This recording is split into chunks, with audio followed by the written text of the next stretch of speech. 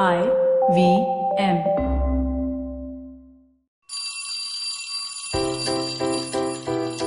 Hello one, hello all. Welcome to the Diary of the Traveling Professor. And I'm Siddharth Deshmukh, your friendly neighborhood traveling professor himself. As we contemplate the end of November at least, and its various avatars with No Shave November and some of the more colorful ones that we've been hearing of late, we got to realize that these are media creations. And what I wanted to speak to you in this diary entry of mine today was about media. Media is in the news. Yeah, media is in the news. One of the reasons why it is because of mergers and acquisitions and changes to the landscape.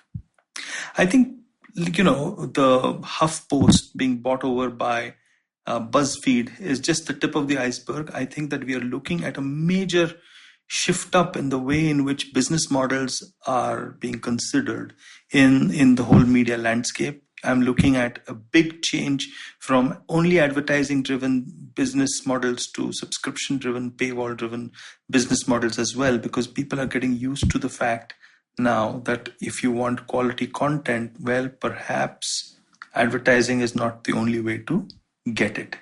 And while we can debate about this quite a bit, one thing I'm sure of, and I think I wanted to communicate to everybody, it's a very different perspective. It's my own term that I'm giving, or maybe my own turn of phrase, or maybe a concept, bag's eye this copyright. And I'm saying that every company should have a media product. Now, what do I mean by that? I'm sure all of us have heard this trope of every company is a media company because every company is in the business of managing perceptions. So every company is not so even if you're a pharmaceutical company or a life insurance or in the finance sector or whatever it is, you're still basically at the heart of it, a media company. Now, I think that is a particularly clever line coming from a media/marketing executive. So we got to take it with a pinch of salt, but there's a grain of truth in it. The grain of truth is that I think every company needs to consider itself, like a media company in order to be really, really savvy about the way in which it is perceived because, cancel culture and the rest of it. Now think about what I'm saying for a bit. Okay.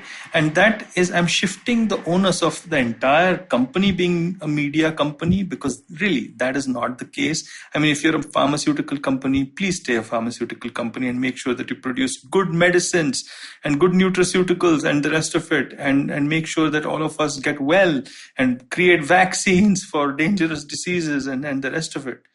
But perhaps what you should consider is maybe you also have a media product in addition to all the other products that you may be selling. So if you're in life insurance, you have life insurance products, but also a media product.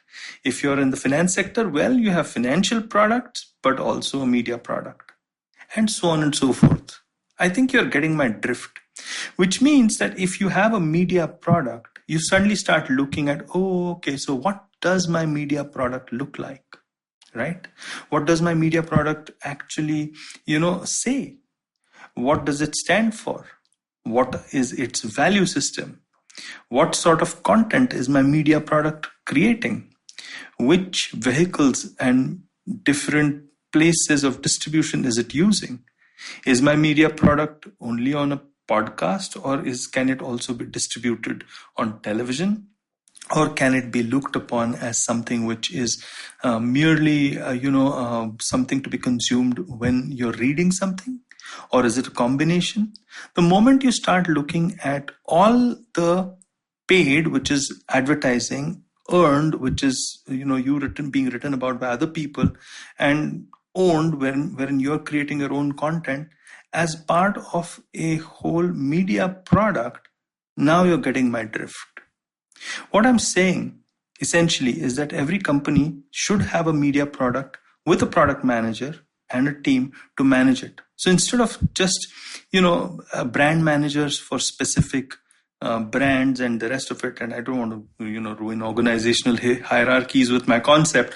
That's all fine. But is anybody looking at the media product across the entire brand ecosystem, especially with a company that has many, many brands?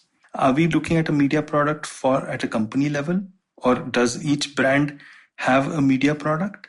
Now, the reason why I'm emphasizing on this is because there are so many changes in the media landscape that I don't think that companies can get away without considering this question for the future.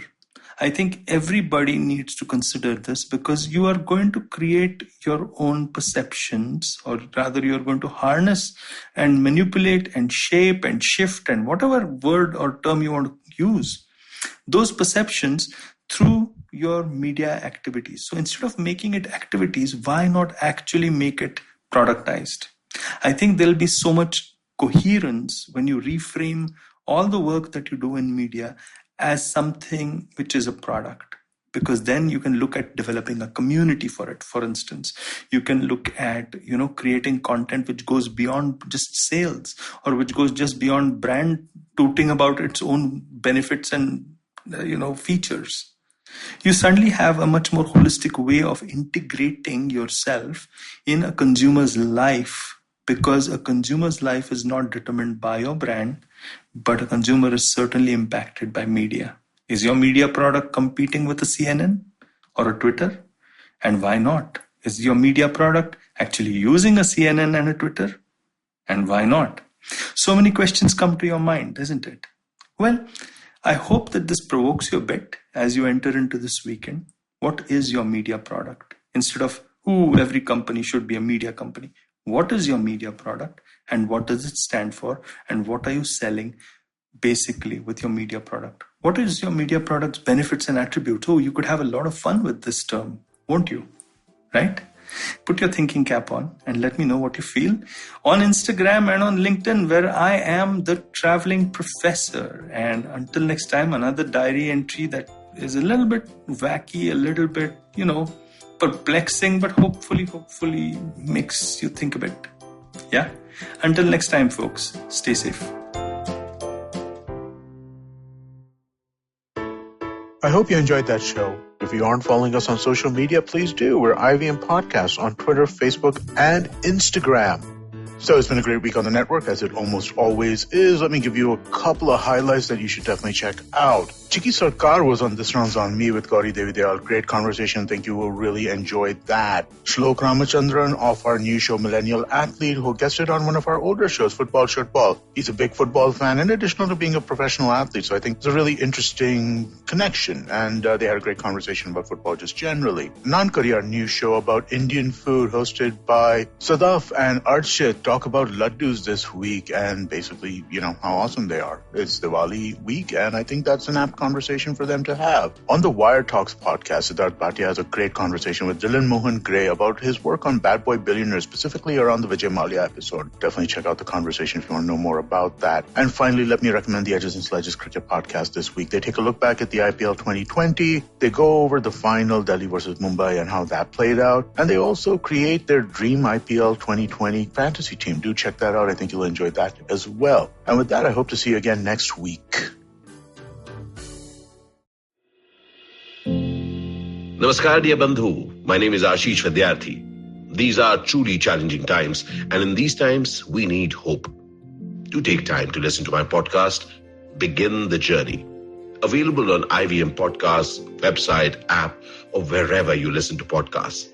Remember, there is hope, because there's one life and we are alive.